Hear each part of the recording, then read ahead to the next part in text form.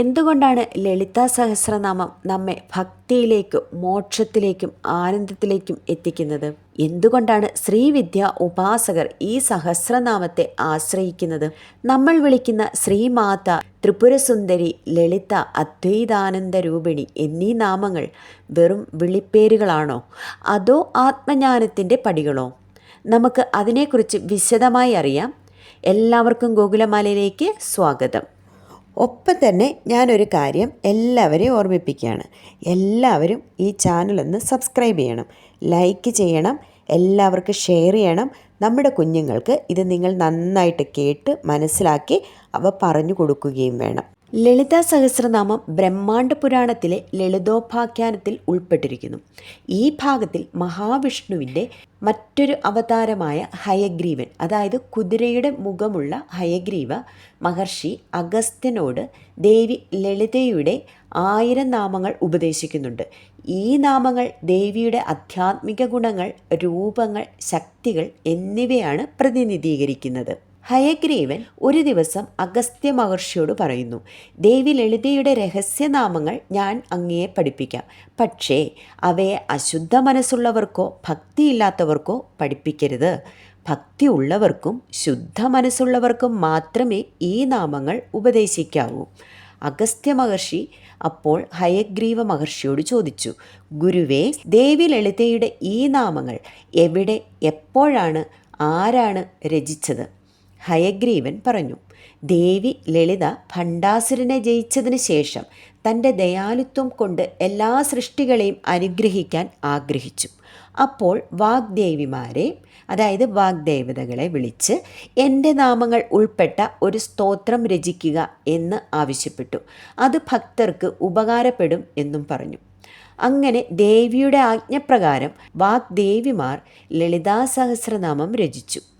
ലളിതാ സഹസ്രനാമത്തിൻ്റെ പ്രത്യേകത എന്തെന്നാൽ വാഗ്ദേവിമാരായ വാസിനി, കാമേശ്വരി, അരുണ, വിമല, ജയിനി, മോഹിനി, സർവേശ്വരി, കൗലിനി എന്നിവരാണ് ഈ നാമങ്ങൾ രചിച്ചത്. ഈ നാമങ്ങൾ ശ്രീചക്രത്തിലെ 7ാം ആവരണത്തിൽ ദേവി ലളിതയുടെ സാന്നിധ്യത്തെയാണ് പ്രതിനിധീകരിക്കുന്നത്. ദേവി ലളിതയുടെ ആനന്ദമെന്ന് പറയുന്നത് ഈ നാമങ്ങൾ ഭക്തിസഹിതം പാരായണം ചെയ്യുമ്പോൾ ദേവി ലളിത സന്തുഷ്ടയായി ആ ഭക്തനെ അനുഗ്രഹിക്കും എന്നുള്ളതിലാണ്. ലളിതാ സഹസ്രനാമത്തിൻ്റെ ആധ്യാത്മിക തത്വം എന്തെന്നാൽ ലളിതാ സഹസ്രനാമം ദേവിയുടെ ആധ്യാത്മിക ഗുണങ്ങൾ, രൂപങ്ങൾ, ശക്തികൾ എന്നിവയെ പ്രതിനിധീകരിക്കുന്നതാണ്. ഇത് ശ്രീവിദ്യാ ഉപാസനയുടെ ഹൃദയഭാഗമാണ്. ഈ നാമങ്ങൾ പാരായണം ചെയ്യുന്നത് ആത്മവിശുദ്ധി, ദൈവിക അനുഗ്രഹം, ശാന്തി, ആരോഗ്യം, ഭക്തി എന്നിവ നേടാൻ നമ്മെ സഹായിക്കുന്നു. ശ്രീവിദ്യ ഉപാസനയിലേക്കുള്ള പ്രധാന ഗ്രന്ഥങ്ങളിൽ ഒന്നുകൂടിയാണ് ലളിതാ സഹസ്രനാമം. ഇതിൻ്റെ ഉൽപ്പത്തി എന്ന് പറയുന്നത് നേരത്തെ പറഞ്ഞതുപോലെ ബ്രഹ്മാണ്ഡ പുരാണത്തിൽ നിന്നാണ്. ലളിതോപാഖ്യാനം എന്ന ഭാഗത്തിൽ നിന്നാണ് ഇതിൻ്റെ ഉത്ഭവം. ലളിതാ സഹസ്രനാമം ആദ്യം ഹയഗ്രീവ മഹർഷി പകർന്നു നൽകുന്നത് ലക്ഷ്മി ദേവിക്കാണ്. ഹയഗ്രീവൻ വിഷ്ണുവിൻ്റെ ജ്ഞാനസ്വരൂപമായ അവതാരമാണ്. അതായത് കുതിര മുഖമുള്ള ആ ദൈവം, അദ്ദേഹം സർവവിദ്യാനിധിയും പരജ്ഞാനത്തിൻ്റെ ദൈവീക രൂപവുമാണ്. നമ്മുടെ എല്ലാ മനസ്സിൽ ഉയർന്നു വരുന്ന ഒരു ചോദ്യമുണ്ട്, എന്തുകൊണ്ടാണ് ലക്ഷ്മി ദേവിക്ക് ഹയഗ്രീവ മഹർഷി ലളിതാ സഹസ്രനാമത്തിൻ്റെ തത്വം പറഞ്ഞു കൊടുക്കുന്നത്? ലക്ഷ്മി ദേവിയും ശ്രീ ലളിതാദേവിയും ഒന്ന് തന്നെയല്ലേ? ഹയഗ്രീവ മഹർഷി ലക്ഷ്മി ദേവിക്ക് ദേവിയുടെ അന്തർഗതമായ ജ്ഞാനവും ഉപാസന വിധികളും പാഠം ചെയ്യുന്നത് അതിൽ ശ്രീചക്രം, ലളിതാ ത്രിപുര സുന്ദരിയുടെ സ്വരൂപം, സഹസ്രനാമം എന്നിവ അടങ്ങിയതാണ്. ഈ ഘട്ടത്തിൽ ലക്ഷ്മി ദേവി ആത്മവിശുദ്ധിയോടെ ശ്രീവിദ്യാജ്ഞാനത്തെ മനസ്സിലാക്കുകയും ആത്മസമ്പൂർണത ലക്ഷ്യമാക്കുകയും ചെയ്യുന്നുണ്ട്. പിന്നീടാണ് ഹയഗ്രീവ മഹർഷി അഗസ്ത്യർക്ക് ഇത് ഉപദേശിച്ച് നൽകുന്നത്.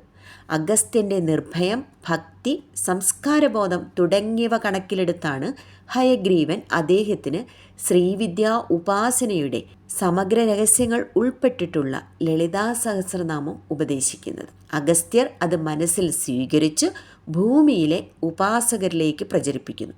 അങ്ങനെ ഈ സഹസ്രനാമം ഭൗമലോകത്തിൽ ഉപാസനയ്ക്കായി ഉപയോഗിക്കപ്പെട്ടു തുടങ്ങി. ഹയഗ്രീവൻ എന്നത് ജ്ഞാനത്തിൻ്റെ ദൈവിക സഞ്ചാരമാണെങ്കിൽ ലക്ഷ്മിക്ക് ഉപദേശിക്കുന്നത് ജ്ഞാനശക്തിയോടുള്ള സംവേദനമായാണ്. അഗസ്ത്യർ വഴി ഭൗമലോകത്തേക്കുള്ള ജ്ഞാനത്തിൻ്റെ ഒരു പര്യടനമാണ് അവിടെ നടന്നിരിക്കുന്നത്. സഹസ്രനാമം ഉരുവാകുന്നത് ആത്മജ്ഞാനത്തിൻ്റെയും ശ്രീവിദ്യയുടെയും ദേവോപാസനയുടെയും സാക്ഷാൽ പ്രതിനിധിയായാണ്. ലളിത സഹസ്രനാമം ദേവിയെ അദ്വൈത തത്വത്തിൻ്റെ സാക്ഷാൽ സന്നിധിയായാണ് കാണിക്കുന്നത്. ദേവിയെ പരാശക്തിയായും ജഗദംബയായും ബ്രഹ്മവിദ്യയായും കാമേശ്വരിയായും പ്രതിപാദിക്കുന്നു. ഈ നാമജപം ചെയ്യുന്നത് ആത്മവിശുദ്ധി, കർമ്മവിശുദ്ധി ഇവ മൂലം മോക്ഷസിദ്ധി വരെ നയിക്കുവാൻ പര്യാപ്തമാകും എന്നുള്ള വിശ്വാസത്താലാണ്. ഓരോ നാമവും ഓരോ തത്വത്തിൻ്റെയും രൂപീകരണമാണ്. ഉദാഹരണം, ശ്രീമാത, ശ്രീ മഹാരാജ്ഞി, ശ്രീമത്സിംഹാസനേശ്വരി എന്നിവ ദേവിയുടെ ഉത്കടമായ സ്ഥിതികളെ പ്രതിനിധീകരിക്കുന്നു. ഇതിൻ്റെ പാരായണം ശക്തിപഠനം, കുലസാധന, ശാന്തി, ആരോഗ്യം, ഭയഭക്തി എന്നിവയ്ക്കുള്ള മാർഗമാണ്. ഇതിൻ്റെ ദൈനംദിന പാരായണം ചെയ്യുന്നത് വളരെയധികം ശക്തിയും സമാധാനവും നൽകും എന്നാണ് ആചാര്യന്മാരുടെ ഉപദേശം. ലളിതാ സഹസ്രനാമത്തിൻ്റെ ഓരോ വരികളും ഓരോ തത്വങ്ങളാണ്. എന്നാൽ പ്രധാനമായ ചില തത്വങ്ങളെക്കുറിച്ച് ഒന്ന് പറയാം. അദ്വൈത തത്വം ലളിതാ സഹസ്രനാമം അടിയുറച്ച നിലയിൽ പിന്തുടരുന്നുണ്ട്. ദേവി പരമാർത്ഥ സത്യം എന്നതാണ് അതിൻ്റെ അർത്ഥം. ദേവി പരബ്രഹ്മമായിട്ടും സൃഷ്ടിയിൽ ലീലാഭാവത്തിൽ പ്രത്യക്ഷപ്പെടുന്നു.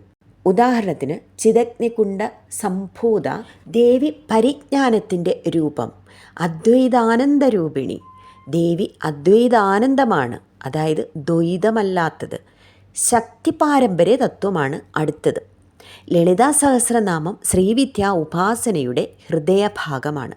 ദേവി ത്രിപുരസുന്ദരി ശ്രീചക്രത്തിൽ അധിഷ്ഠിതയായി ഇച്ഛ, ജ്ഞാന, ക്രിയശക്തികളുടെ ഏകമൂലത്വമായി പ്രതിനിധീകരിച്ച് നിൽക്കുന്നു. ശ്രീചക്ര രാജനിലയ, ശ്രീമദ് പഞ്ചദശാക്ഷരീ മന്ത്രരൂപിണി ഇവയിൽ ദേവിയുടെ ശ്രീവിദ്യാരൂപം പ്രതിഫലിക്കുന്നു. ശ്രീചക്രതത്വം എന്തെന്നാൽ ദേവിയുടെ ആന്തരികവും ബാഹ്യവുമായ രൂപമാണ്. അതിലെ നവ ആവരണങ്ങൾ ആത്മാവിൻ്റെ ഘട്ടമായ ഉന്നതിയാണ് സൂചിപ്പിക്കുന്നത്. സഹസ്രനാമത്തിൽ ഓരോ ആവരണവും വ്യാഖ്യാനിക്കുന്നുണ്ട്. ഉദാഹരണത്തിന്, ബിന്ദു തത്വാത്മിക, ത്രികോണമധ്യക, സാരസ്വതാരൂപ ഇങ്ങനെ പോകുന്നു. ആത്മജ്ഞാന തത്വം എന്തെന്നാൽ ദേവിയെ ഭക്തനായാണ് കാണേണ്ടത്. ജപമാല പാരായണം, ധ്യാനം എന്നിവയുടെ മുഖ്യ ഉദ്ദേശം ആത്മസാക്ഷാത്കാരമാണ്.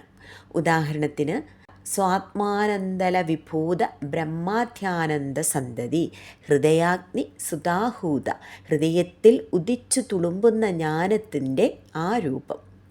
ഇനി സമ്പൂർണ്ണ തത്വം എന്താണെന്ന് നോക്കാം. ദേവി അഖില തത്വങ്ങളുടെയും പര്യവസാനമാണ്. ദേവിയിൽ നിന്ന് എല്ലാം ഉദ്ഭവിക്കുന്നുണ്ട്. ദേവിയിലേക്ക് തന്നെയാണ് തിരിച്ചു പോകുന്നതും. അതിന് ഉദാഹരണമായ വരികൾ കാരണമന്ത്രിക, പ്രപഞ്ച സൃഷ്ടി ഉത്പന്ന, ജാഗര സ്വപ്ന സുഷുപ്തിക. ഇനി നമുക്ക് ഭക്തിതത്വം എന്താണെന്ന് നോക്കാം. ഭക്തിയുടെ ഉന്നതമായ രൂപമാണ് ഈ സഹസ്രനാമം.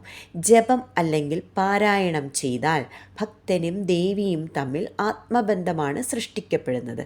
ഉദാഹരണത്തിന്, ഭക്തിഗമ്യ, ഭക്തിപ്രിയ, ഭക്തിഗമ്യ പരായണ ഇങ്ങനെ ഉള്ള പ്രയോഗങ്ങൾ സഹസ്രനാമത്തിൽ കാണാം. ഇനി നമുക്ക് മോഹന ആകർഷണ തത്വം എവിടെയാണെന്ന് നോക്കാം. ദേവിയുടെ സൗന്ദര്യവും കരുണയും ഭക്തനെ ആകർഷിക്കുന്നു. അത് ഒരു സുദൃഢമായ ആത്മബന്ധമാകുന്നു. ഉദാഹരണത്തിന്, മോഹിനി, സുന്ദരി, ത്രിപുരസുന്ദരി ഇങ്ങനെയുള്ള നാമങ്ങൾ കൊണ്ട് ദേവിയെ പ്രകീർത്തിക്കുക. ഞാനിവിടെ വെറും 7 തത്വങ്ങൾ മാത്രമാണ് പറഞ്ഞത്. നാം ഓരോ വരിയിൽ കൂടി കടന്നു പോകുമ്പോഴും അവിടെ നമുക്ക് സമഗ്രമായ തത്വങ്ങൾ കാണാൻ സാധിക്കും. സഹസ്രനാമ ജപത്തിൻ്റെ ഫലങ്ങൾ എന്താണ് എന്നൊന്ന് നോക്കിയാലോ. മനസ്സിന് ശാന്തി, ദേഹത്തിന് ആരോഗ്യം, ഭൗതികവും ആധ്യാത്മികവുമായ സമൃദ്ധി, കഷ്ടങ്ങൾ നീങ്ങുന്നതും ശക്തിപ്രാപ്തിയും ആത്മബോധവും ഉണ്ടാകുന്നതുമായിരിക്കും. കുടുംബക്ഷേമം, സന്താനശ്രേയസ്, ധനസമ്പത്ത് തുടങ്ങിയ ഫലങ്ങൾ ലഭിക്കുന്നു. ലളിതാ സഹസ്രനാമ പാരായണം നമ്മെ ജീവിതത്തിൻ്റെ ഉന്നതിയിലേക്ക് നയിക്കുവാനുള്ള പ്രധാന കാരണം എന്തെന്നാൽ ലളിതാ സഹസ്രനാമം വേദാന്തം, താന്ത്രികം, ഭക്തി, യോഗം, ശ്രീവിദ്യ, ശ്രീചക്രം എന്നിവയുടെ സൗന്ദര്യപൂർണമായ ഏകത്വമാണ് എന്നതിനാലാണ്.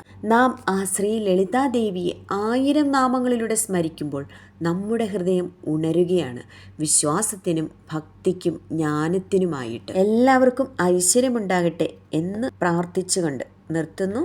നന്ദി, നമസ്കാരം.